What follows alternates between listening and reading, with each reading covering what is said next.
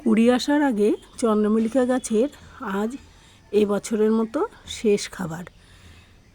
আজ এক মুঠ করে গোবর সার দিয়ে দেব। তার আগে সমস্ত গাছের আগাছা পরিষ্কার করে নেব। এই আগাছা থাকলে গাছের খাবার এরা অনেকটাই খেয়ে নেয়, তাই গাছের সঠিক খাবার পায় না।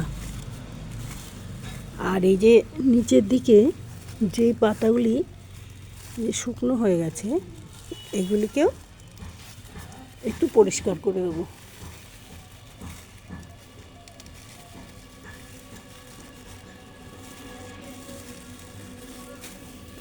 তারপরে এক মুঠ করে গোবর সার দিয়ে দেবো।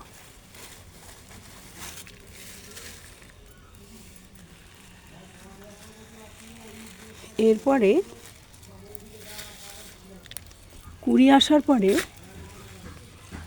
হয়তো দুবার খোল ভেজানো জল দেওয়া যাবে। আবার কুড়ির মুখ ফেটে গেলে সেই সময় আর গাছে কোনো রকম খাবার দেওয়া যায় না। খাবার দিলে ফুলের কালার ফেড হয়ে যায়, সঠিক কালারটা পাওয়া যায় না।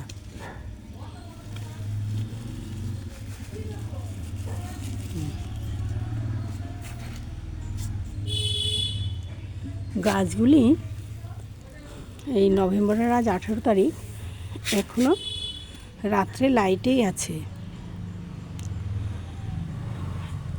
ডিসেম্বরের প্রথম দিকেই গাছগুলি রাতের লাইটটা অফ করে দেব, তাহলে হয়তো ডিসেম্বরের শেষের দিকে কুড়ি এসে যাবে। আর বা কয়েকদিন অফ করার এক সপ্তাহ পরেই কুড়ি এসে যায়। আর ডিসেম্বরেই কুড়িগুলো একটু যদি শেষের দিকে বড় হয়ে যায়, জানুয়ারিতে ফুল ফোটে, তাহলে শীতে ফুল ফুটলে অনেক দিন ফুলটা ভালো থাকে।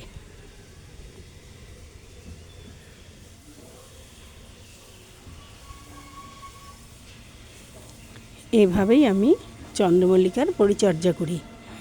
এই যে এই টবগুলো বড় আছে, কোনোটা 8 ইঞ্চি, কোনোটা 10 ইঞ্চি, কিন্তু এই টবটা আমার খুবই ছোট। এই যে এই টবটি ফেটে গেছিলো, তবু আমি চেঞ্জ করিনি, বেঁধে রেখেছি।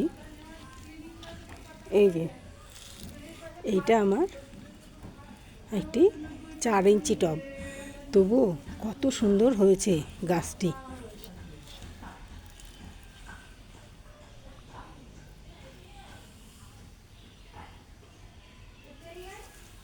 এইভাবে চন্দ্রমল্লিকার পরিচর্যা করলে ভালোই ফুল পাওয়া যায়।